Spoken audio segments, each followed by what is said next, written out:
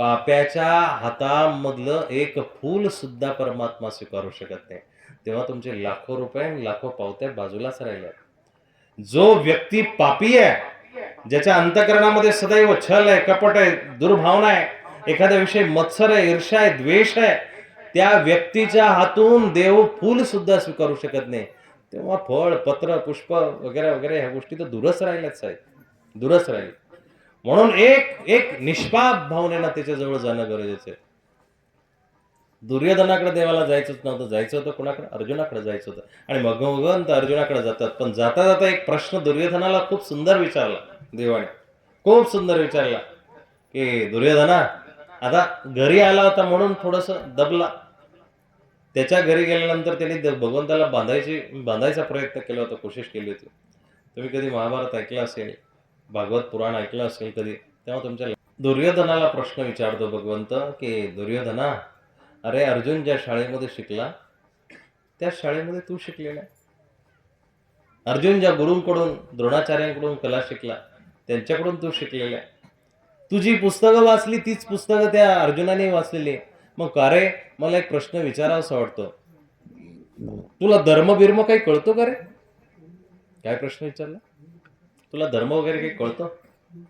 त्यावेळेस त्या दुर्योधनाचं उत्तर आहे की जाना मी धर्म हे यादव, जाना मी धर्म नचमे प्रवृत्ती. देवा धर्म विर्म सगळं मला कळतं, पण नचमे प्रवृत्ती, माझी आतून इच्छाच होत नाही धर्म करण्याची. पापी माणसाची आतून इच्छा होत नाहीये. एखादा म्हटला, अरे चल आता जळीस देवाची यात्रा आली होती, चल ना जाऊन येऊन पटकन एक दिवसामध्ये. नाही ना, आता याचं पाणी भरायचं राहिलं, हे काढायला लागलं, ते काढायला लागलं, टमाटे तोडायला लागले, कांदे लावायचे, अमकं करायचे, तमकं करायचे, परत भातावरती लक्ष द्यावं लागेल, अमक्याचं लग्न आहे, तमक्याचं. किती बहाणे आहे आपल्याकडं, बहाणे किती आपल्याकडे. आता ही बरीचशी मंडळी, आता सगळ्यांनी यार निरुभाऊने सगळ्यांना निरोप दिला असेल, बाकीचे सरांनी बिरांनी गुरुजींनी सगळ्यांनी निरोप दिला असेल. अरे या विडावसराचा कार्यक्रम आहे नवीन गावामध्ये, आता गावातली मंडळी भरपूर आहेत, पण तरीही ती बाकीची मंडळी आणणे, पण परिसरातल्या लोकांपर्यंत संदेश गेला की नाही? पण तेच या ठिकाणी एखादा गोंधळ असता, तेच या ठिकाणी एखादी यात्रा असते, तेच या ठिकाणी एखादं लग्न समारंभाचं काही असतं, तेच या ठिकाणी दुसरं काही एखादा कार्यक्रम असतो, तिथं पाय ठेवायला जागा राहिली नसते. पण देवाचा कार्यक्रम म्हटल्यानंतर चला काही नाही, आत्ताच 15 दिवसापूर्वी देवाचा विडावसर करून आलो होतो, पण आता काय 15 दिवसात दुसरा करायचा. आताच देवाला जाऊन आलो होतो, स्थानाला जाऊन आलो होतो, गंगापूरला जाऊन आलो होतो, आता कशाला जायचं? जाऊ. म्हणजे काय, कशाला प्राधान्य दिलं आपण? आपण परमार्थाला प्राधान्य दिले नाही, अर्थाला प्राधान्य दिलं. आपण प्रपंचाला प्राधान्य दिलं, आपण नवे नवे त्या नासक्या संसाराला प्राधान्य दिलं. भगवंताने त्या अर्जुनाला, दुर्योधनाला विचारलं की दुर्योधना, अरे तुला धर्म कळतो की नाही? तो म्हणतो, जाना मी धर्म नचमे प्रवृत्ती. कळतोय, बऱ्यापैकी कळतोय, पण नचमे प्रवृत्ती, माझी इच्छा होत नाही. मग म्हटले, अरे तू भावांचं खातोय, भावाचं गावाचं देवाचं खाऊ नये असं शास्त्र सांगत असतं, तरी पण काही माणसांना त्याच्यामध्येच गोडी असते, आवर्जून तीच खातात, त्याच्यामध्येच घपला करतात, त्याच्यामध्ये भेसळ करतात, त्याच्यामध्ये काहीतरी चुकीचं करतात. म्हटले, का रे तुला पाप करतोय हे तर कळत असेल ना, अधर्म करतोय हे तर कळतंय की नाही? तो म्हणतो, जाना मी अधर्म नचमे निवृत्ती. पाप करतोय हेही कळतंय मला, पण नचमे निवृत्ती, निवृत्ती म्हणजे माझी सोडण्याची इच्छाच होत नाहीये. मला कळतंय मी माझ्या भावांचा हिस्सा खातोय. दादा, धर्म ही तारेवरची कसरत आहे. ज्याला धर्म समजला तो धर्म बोलत नसतो, तो धर्म आचरत असतो. तो धर्म, त्याच्याकडे आचरण करण्याची एक एक खूप मोठी पराकाष्ठा असते, तो आचरणाशिवाय राहत नाही. म्हणून 9वी भक्तीचे 9 प्रकार सांगतात. श्रवणम कीर्तनम प्रभो. तुम्हाला श्रवण करता आलं पाहिजे. सदैव उठता बसता खाता पिता तुम्हाला त्या भगवंताचं स्तुतीस्तुमन ऐकता आलं पाहिजे. त्याची आरती ऐका, त्याचं प्रवचन ऐका, त्याच्याच विषयीच्या लीला ऐका, त्याच्याच विषयीचं श्रवण करा, काही ना काहीतरी श्रवण करा. कीर्तनम म्हणजे तुम्ही ज्यावेळेस त्याचं कीर्ती कराल, गाल, तोंडातून जेव्हा शब्द काढाल ना, त्याचीच कीर्ती गा, त्याच्या लीळा गा, त्याचे 4 शब्द तोंडातून कसे बाहेर पडतील ते स्मरणम, आठवण जर आली तर त्याचीच आठवण आली पाहिजे. पादसेवनम, दाबावसं वाटलं काहीतरी तर त्याचा विशेष हातामध्ये घ्यावा आणि ते श्रीकृष्णाचे श्रीदत्ताचे पाय म्हणून, चरण म्हणून आपण त्याला दाबावे. पादसेवनम हे भक्तीचे प्रकार आहेत. अर्चनम, पूजा जर करायची असेल, पान व्हायचं असेल, फूल व्हायचं असेल, फळ व्हायचं असेल तर त्याच्याच चरणी अर्पण करावं. पत्रम पुष्पम फलम तोयम म्हणून हे भक्तीचा प्रकार आहे. वंदनम, वाकायचं असेल, झुकायचं असेल, डोकं झुकायचं असेल तर त्याच्याच चरणावरती वाकवावं. दास्य, जर काय सेवा करायची असेल तर त्याच्याच एखाद्या मंदिरातली सेवा करावी, तिथंच त्याच पायरीवरती डोकं ठेवून बसावं, तिथंच त्या पायरीवरती खावं आणि त्याच पायरीला झाडत राहावं. हे दास्याचा प्रकार आहे. सख्य मैत्री जर करायची असेल तर त्याच्याशीच मैत्री करावी आणि आत्मनिवेदन म्हणजे जर काही सांगायचं असेल उरामधलं, देहामधलं, हृदयामधलं तर त्याला सांगावं. ही भक्ती आहे. अशी भक्ती ज्याला जमली तो माणूस भगवंताला प्रिय आहे. तोच व्यक्ती भगवंताला आपुलकीचा वाटतो, आपला वाटतो. अशा पद्धतीने भगवंताची भक्ती करणं गरजेचं आहे. भगवंताची भक्ती अशा पद्धतीने ज्याला जमली तो खरा उपासक आहे. तोच खरा भगवंताला प्रिय असलेला व्यक्ती आहे. तोच खरा भगवंताला प्रिय असलेला व्यक्ती आहे. बंधूंनो, तुमच्या ह्या भागामध्ये भलेही महात्म्यांचा जास्त वावर नसेल, भलेही धर्माचं जास्त प्रबोधन होत नसेल, अरे पण तुमचं आचरण इतकं बोलकं असलं पाहिजे. चंदनाच्या झाडाला कुणालाही मेल, मेसेज, व्हॉट्सअप करावं लागत नाही की मी चंदन आहे आणि माझ्या ठिकाणी सुगंध आला. गुलाबाच्या फुलाला कोणालाही सांगावं लागत नाही की माझा सुगंध घ्यायला घ्या, नाक जवळ करा. नाही सांगावं लागत. आपल्या आपण तो सुगंध सगळीकडे पसरतो. त्या पद्धतीनं एखाद्या भक्ताचा, एखाद्या आचरणकर्त्याचा भक्तीचा सुगंध इतका पसरला पाहिजे की त्याच्यासारखं आचरण सुद्धा आपल्याला करावं वाटलं पाहिजे आणि त्याच्यासारखं आचरणच कुणाचं नाही असं प्रत्येकाने म्हटलं पाहिजे. भलेही जास्त ज्ञान घ्या अथवा नका घेऊ, काही गरज नाही. जसं ज्ञान असेल तोच देवाला प्रिय असं काही भाग नाही आहे. ज्याने आत्मनिवेदन स्वतःच्या मनातली जी जी गोष्ट असेल ती भगवंताला सांगण्याचा प्रयत्न केला. म्हणून वेळ दवडू नका. हा सुवर्ण काळ आहे. आपल्या जीवनातला खूप सुंदर असा सुवर्ण काळ आहे. या सुंदर काळाला जपा. या काळामध्ये जेवढं जमेल तितकं परमात्म्याचं स्मरण करा. जेवढं जमेल तितकं. आजकाल होतं काय, विचित्र होत चाललंय. इमारती उंच उंच होत चालल्या, पण त्या इमारतीमध्ये राहणारी माणसं खुजी व्हायला लागली. घरं मोठी आहेत, प्रत्येकाची घरं मोठी व्हायला लागली, विभाजित व्हायला लागली, बिल्डिंगा व्हायला लागल्या, फ्लॅट व्हायला लागले. पण माणसं किती खुजी व्हायला लागली. त्या माणसांना आपसामध्ये कोणाकडे जावं वाटत नाही, आपसामध्ये कोणाची सेवा करावं वाटत नाही, आपसामध्ये कधी कोणाला आपलं म्हणावं वाटत नाही. आपसातली जी नाती आहे, थोरा मोठ्यांची जी नाती आहे ती विसरून जर माणूस चालला असेल, कधी सत्संगाला बसावं वाटत नाही, कधी धर्म करावा वाटत नाही. काय मोठेपण कामाचं हो साहेब. भक्ताचं लक्षण एक खूप सुंदर वाक्यामध्ये सांगितलं दादा. भक्ताचं लक्षण इतकं सुंदर आहे, हमने सुख भी तेरा नाम लेकर काटा है. काय? हमने सुख भी तेरा नाम लेकर काटा है, क्या दुख में हम तुझे भुला सकते माधव. सुखामध्ये सदैव त्याचं नाव घेऊन आपण जगलो असेल ना, तर दुःखामध्ये ज्यावेळेस कुंतीला देव भेटायला जातात ना, त्यावेळेस त्या कुंती मातेचे शब्द आहे की माधवा, द्यायचं असेल तर सुख फक्त त्या बाकीच्या विरोधकांना दे, शत्रूंना दे. माझ्या वाट्याला दुःखच पाहिजे, कारण त्या दुःखामध्ये मी तुला विसरू शकत नाही. परमात्म्यापेक्षा दुःख मोठं नाही वाटलं पाहिजे. दुःख परमात्म्याच्या समोर खुजं वाटलं पाहिजे, अपुरं वाटलं पाहिजे. ही भक्ती आहे. ती भक्ती ज्याला जमली, भगवान कृष्णाचं चरित्र जेव्हा तुम्ही वाचाल ना दादा, काळ इतका विचित्र आहे.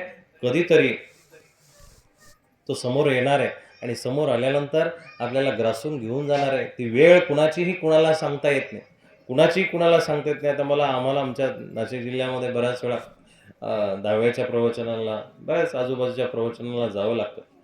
कधी कधी ह्या बाबांच्या गावाजवळ गेलो तर नांदगावला, तिथं 99 वर्षाच्या म्हातारीचं प्रवचन केलं बरं का.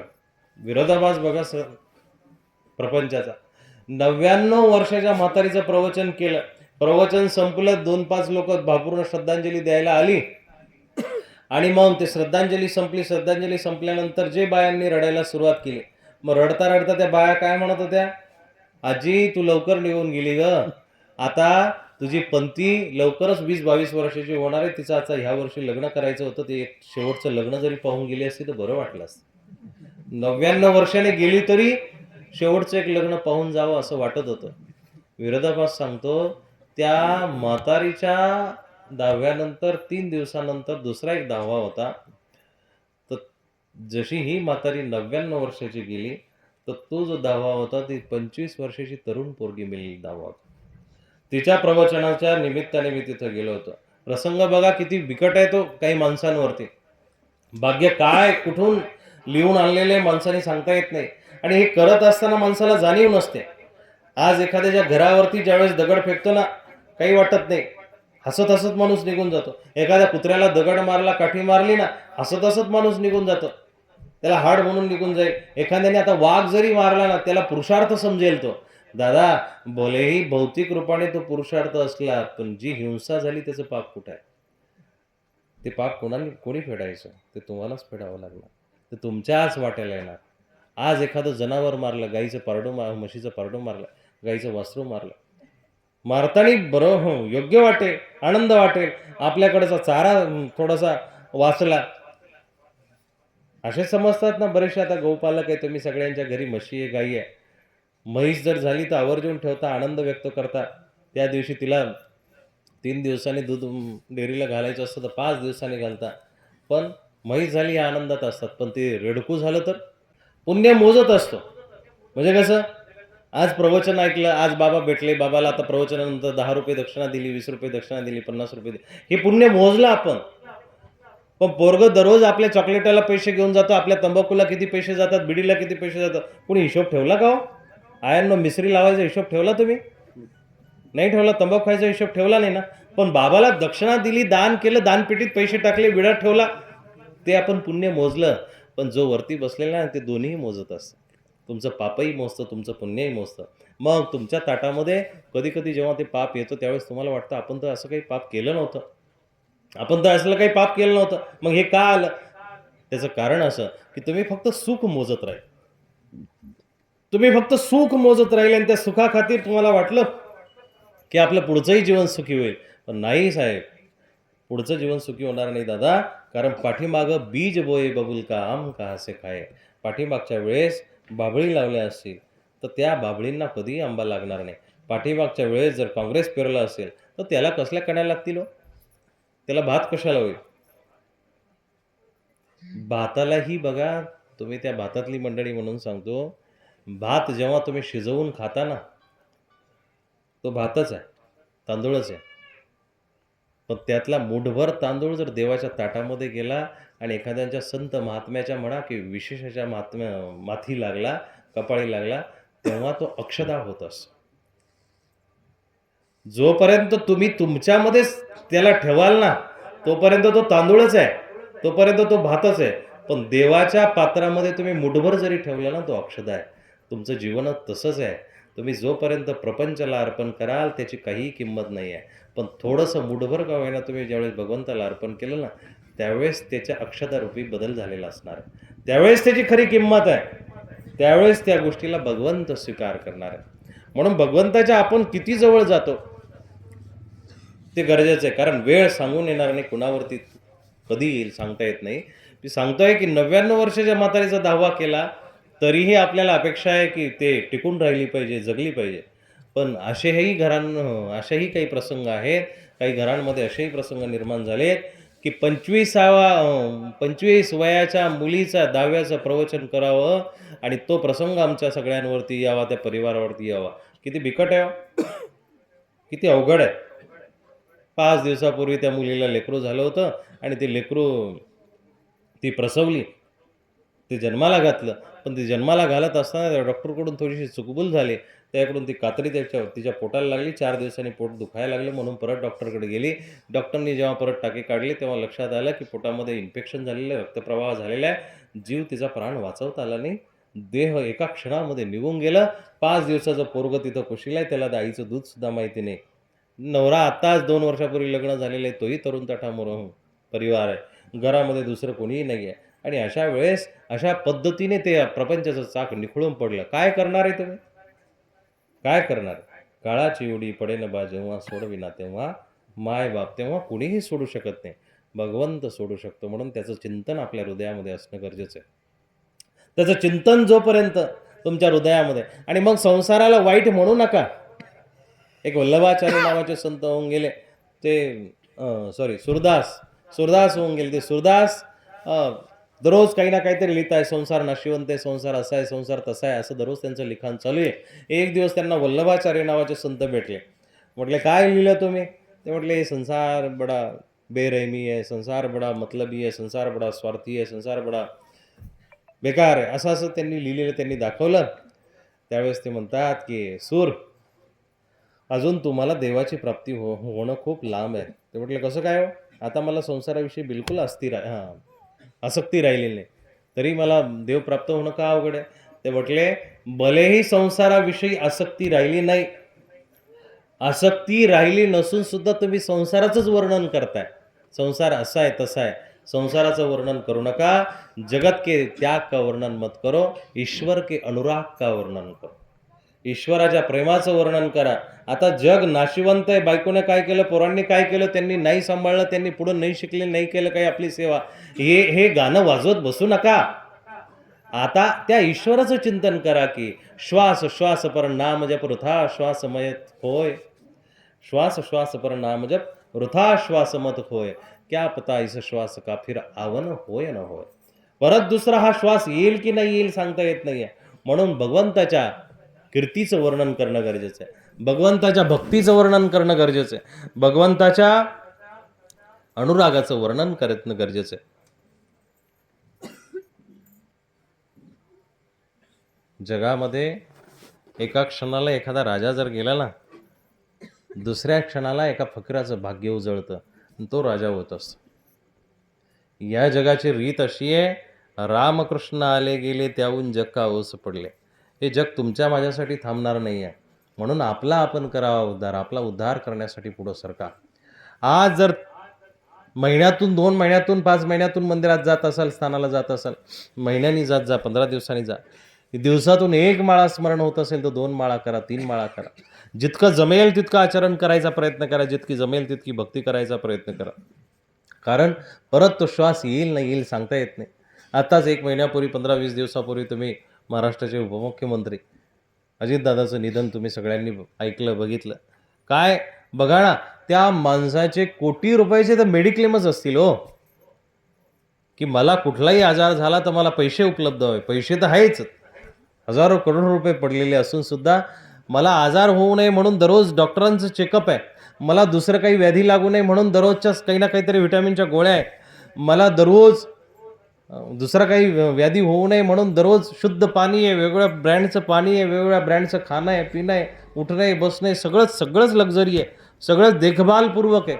तरीही काळ इतका विचित्र आहे साहेब, दादा, काळ इतका विचित्र आहे की तो शेवटच्या समयाला तुम्हाला श्वास घ्यायला सुद्धा वेळ देणार नाही. श्वास घेण्या इतका म्हणजे अर्धा सेकंद तितका सुद्धा वेळ देणार नाही. आणि मग एवढ्या हजारो कोटीचं साम्राज्य एका बाजूला, पण अंगावरती कपडा नाही आहे. शेवटचं भाग्य असं लिहिलेलं आहे की तो कपडा सुद्धा एखाद्या मोलमजुरी करणाऱ्या घरातून ब्लँकेटच्या स्वरूपामध्ये येईल. इतकं विचित्र भाग्य आहे.